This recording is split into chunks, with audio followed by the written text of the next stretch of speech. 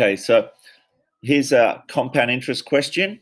What amount must be invested now at 4% per annum, compounded quarterly, so that in 5 years it will have grown to that? Now, remember, this on your formula sheet will be future value and present value, but it's the same. It's exactly the same formula that we did in year 7 and 8, maybe 9 and 10.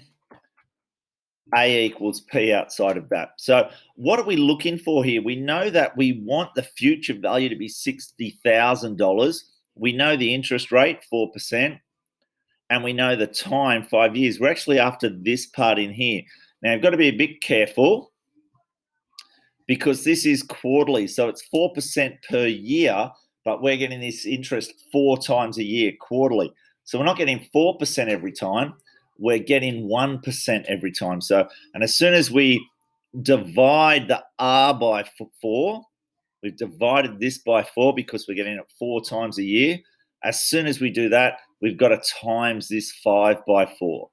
That always works in these financial math questions. If we're dividing the interest rate because we're getting it monthly, then we divide by 12.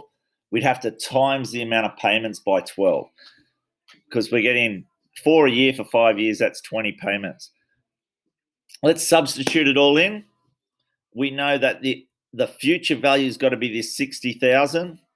We know this 1.01 times to the power of 20. This is what we want to find. So straight away, we can calculate this on our calculator. We have to make sure we can do that using the power button next to the power of Y. You need to know how to do that. It's about practicing with the calculator. What are we doing? We're times in here. So when we take it to the other side, we divide. 60,000 divided by this gives us the $49,172. $67. When teachers say check your work, this is a perfect opportunity to check your work. You could just substitute this in here, this P in here, and say, okay, am I going to get, what I expect to get? We'll see. If I can do it quickly over here, I could substitute this in and go, I wonder what 49,172.67 outside of 1 plus. Oh, it's taking a while, isn't it? 0.01 to the power of 20. There you go. I've checked my answer. I don't have to go through it again.